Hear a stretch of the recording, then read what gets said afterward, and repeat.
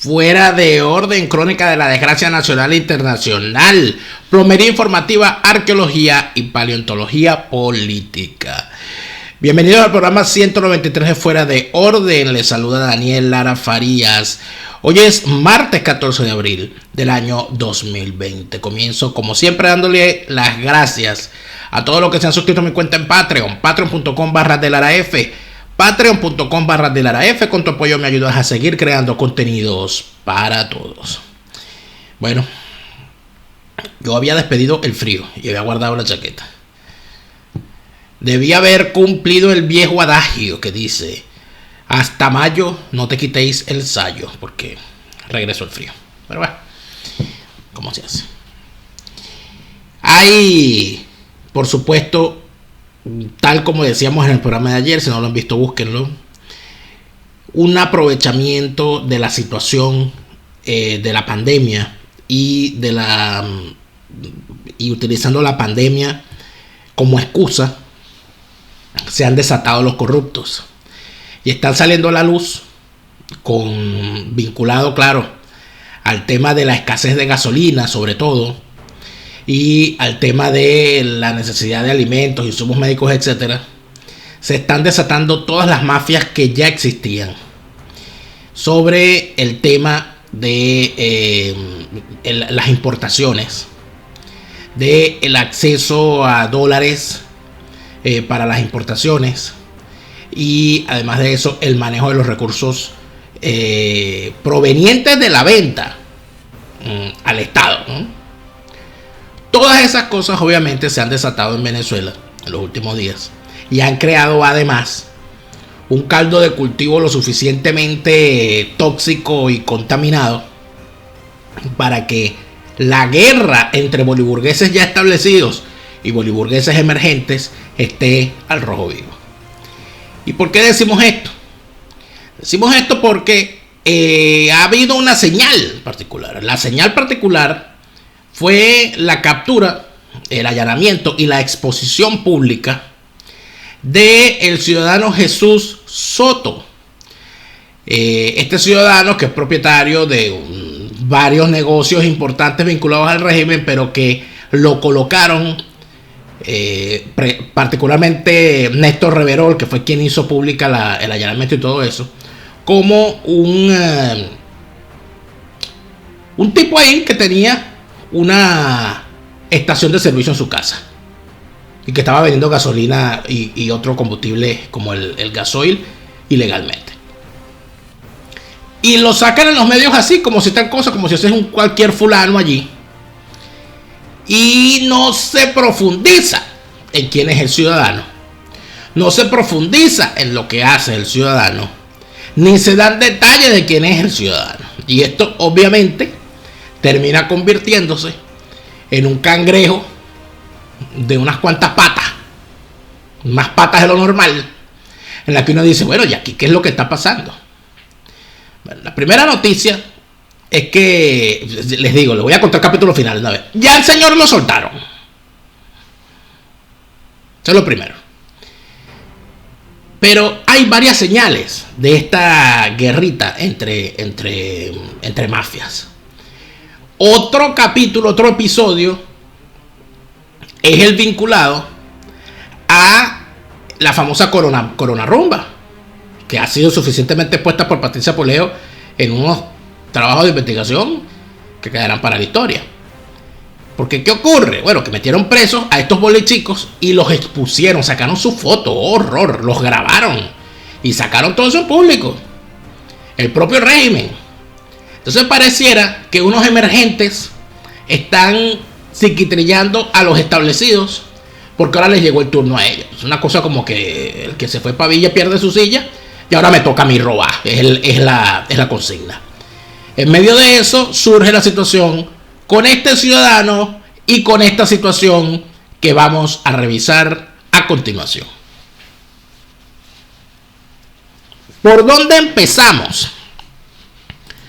Empezamos por el principio. Surge la información en medios de que había sido develada la existencia de una estación de servicio, de una gasolinera ilegal en una vivienda. El contenido de lo que había dentro de la vivienda no ha sido lo suficientemente expuesto, ni los datos de cuál es la vivienda, dónde se encuentra ubicada, qué dimensiones tenía, quiénes son sus vecinos, quién es la persona propietaria, más allá de decir su nombre, y cuáles son sus actividades, qué se encontró en la vivienda. Y aquí es donde viene la gran confusión. Lo primero es que lo que dice Néstor Reverol, obviamente Néstor Reverol es quien es y no puede ser distinto. Lo que dice Néstor Reverol es que se capturó a un señor y se le incautaron 3.000 litros de combustibles. Y se sacan las fotos de que no se trataba de un tipo que tenía un combustible guardado en unas pimpinitas ahí, en unos pipotes en el galpón o en el patio, no, sino que era una estación de servicio en toda la regla, con todos los juguetes, como pueden ver en las fotos, con sus dispensadores, con sus mecanismos de seguridad, con sus mecanismos para que sean surtidos por cisternas.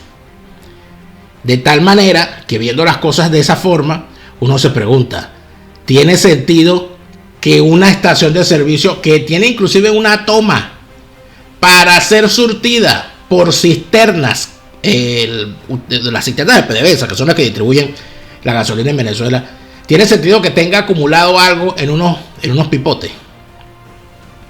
Y tiene sentido además que tenga unos pipotes allí con 3.000 litros de combustible. Es extraño. El asunto es, para irles dando noticias, que en la vivienda, en el galpón donde se encuentra ubicada esta construcción, los tanques permiten el almacenamiento de más de 35.000 litros de combustible. Así que eso de 3.000 litros de combustible guardados en pipotes no es más que una forma de tapar la realidad, que es el tamaño del negocio que había allí. Estamos hablando de una construcción de más de 2.000 metros cuadrados, ¿ok? Entre construcción y territorio y terreno adyacente. Pero vamos a revisar quién es el personaje propietario de la vivienda con la cual se ha topado casualmente el señor Néstor Reverol.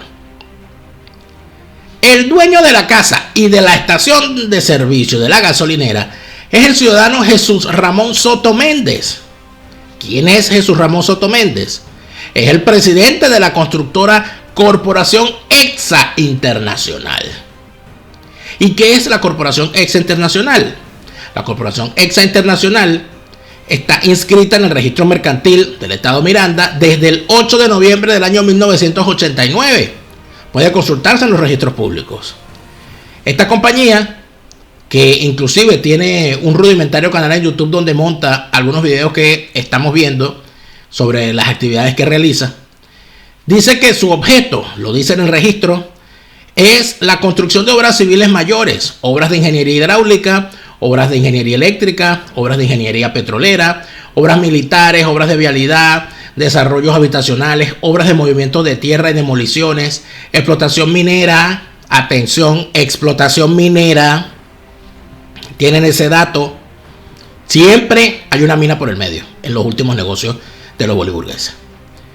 Alquiler de equipos y maquinaria pesada para la construcción. Esta empresa, esta corporación EXA Internacional, tiene su domicilio en la avenida Urdaneta Este 1, en el centro comercial Casavera, en la planta baja, en el local 6. Eso es de Candilito a Urapal, en Caracas, en el distrito capital. ¿Por qué es importante este personaje? ¿Qué hace la constructora EXA Internacional? Bueno, resulta ser que es un contratista de la Misión Vivienda, uno de los más grandes. El señor no solamente tenía su vivienda, sino que además tenía un gran terreno adyacente donde guardaba maquinaria pesada. Esa maquinaria pesada de todo tipo que le permite, quién sabe por qué, aunque tenemos nuestras sospechas, la directiva de la Asociación de Propietarios de esa urbanización donde se encuentra. ¿Cómo se llama la urbanización? La urbanización Cerro Verde. Y de la urbanización Cerro Verde vamos a hablar largamente sobre sus nuevos propietarios en el siguiente segmento cuando terminemos de decir lo que tenemos que decir sobre esta estación de servicio, ¿verdad? Bien, fíjense. ¿Qué otro dato tenemos sobre este señor y sobre la corporación EXA Internacional? Pues resulta ser que, como les dije, los tanques o los tanques construidos para surtir a esa gasolinera no tienen 3.000 litros, sino que tienen 35.000 litros en total. Se pensaba allí surtir tanto de gasoil como de gasolina. Además de eso, se entiende que lo que se buscaba tener allí era ni más ni menos que una estación, una gasolinera privada para uso privilegiado de personas privilegiadas. Cuando en el siguiente segmento le digamos quiénes son los privilegiados vecinos, vamos a empezar a entender de qué estamos hablando. Pero más allá de todo esto, estamos hablando de una bomba de tiempo. Estamos hablando de una estación de servicio enclavada en plena zona residencial. Se entiende, una zona residencial debería tener una gasolinera cerca, pero no al lado de una casa, no rodeado de viviendas, no al borde de una quebrada. Es lo que se espera. El señor propietario de esta vivienda, Jesús Ramón Soto Méndez, tiene unos amigos peculiares, que son también sus vecinos. El más importante de ellos, amistad de la cual se ufana, es el señor Michael Moreno. Este señor Jesús Soto tiene, por supuesto, una buena comitiva de guardaespaldas, un equipo de chef de alta cocina, y sus viajes frecuentes fuera del país los llevan normalmente al Medio Oriente. El terreno que tiene enfrente tiene, por supuesto, toda esa batería de equipos pesados como tractores, retroexcavadoras, etc. El señor hace lo que le da la gana en la urbanización. No hay quien lo detenga. La casa se llama Villa 260. Así se llama la casa donde el señor tiene el negocio, donde el señor tiene la propiedad, la gasolinera y todo lo demás. Esta casa queda ubicada allá en la urbanización Cerro Verde, al final de la calle central de Cerro Verde, que es una calle ciega. ¿Cómo adquirió el señor esa vivienda? Bueno, esa casa era de un holandés que era el presidente de Macro. Se entiende que parece que la propiedad era de Macro, y Macro, cuando en determinado momento decidió vender eso, y se lo vendió a este señor. Bueno, el señor tiene allí normalmente decenas de carros estacionados, un bonito Mercedes-Benz plateado con el cual se le ve pasear frecuentemente. Por supuesto, una vigilancia particular allí para, bueno, no vaya a ser que el señor lo vayan a molestar. El señor, cuando decimos que el señor ha hecho lo que le ha dado la gana en la urbanización, decimos que él se agarró toda la zona verde sin que hubiese reclamos de la asociación de propietarios. Ese galpón donde hizo esa estación de servicio, lo construyó sobre una quebrada, hizo además un pozo ilegal, y estamos hablando de una persona que hace lo que le da la gana en los más de 2.000 metros de propiedad que posee. Pero ¿por qué al señor le han permitido todas estas cosas? Bueno, eso debería responderlo el abogado Roberto Arocha, quien es el presidente de la Asociación de Vecinos de Cerro Verde. Bueno, el señor Roberto Arocha, quien también es muy amigo de otro propietario, que es el señor Raúl Gorrín, que es otro vecino de la urbanización Cerro Verde, nunca que se sepa ha denunciado las irregularidades. ¿Cómo construyeron eso allí? ¿Cómo hicieron el movimiento de tierra y todo lo demás sin que el señor Roberto Arocha, presidente de la Asociación de Vecinos, se diera cuenta y lo denunciara? Gran misterio. Una buena pregunta para el señor Roberto Arocha. Entiendo que el señor Roberto Arocha además tiene apenas 2 años viviendo en la urbanización. Interesante. Llegó a presidente de la Asociación de Vecinos. Claro, con esos vecinos que se gastan, bueno, usted dirá. Además de esto, hay que decir que el señor Gorrín, o sea, que la zona es muy segura porque el señor Gorrín se la pasa trotando por allí con sus 4 guardaespaldas que lo llevan alrededor, y es visitado a menudo, bueno, por gente como Michael Moreno, su vecino también, como Diosdado Cabello, los hermanos Rodríguez, etc. Una cosa maravillosa, un lindo vecindario. Un lindo vecindario que iba a tener, o tiene, porque no lo han derribado, no lo han derribado, no lo han expropiado. Los guardias nacionales encapuchados que tenían allí custodiando eso ya lo retiraron. Y ya corrió la voz, no, que el señor lo soltaron, que todavía ha sido un malentendido. No les extrañe que esa estación de servicio comience a funcionar con bombo y platillo dentro de poco. Pero ¿quiénes son los que viven en esta urbanización Cerro Verde de Caracas? ¿Por qué es tan importante que quienes allí viven tengan su propia estación de servicio privada, con comodidad, sin estar haciendo cola, sin un guardia nacional que te esté matraqueando?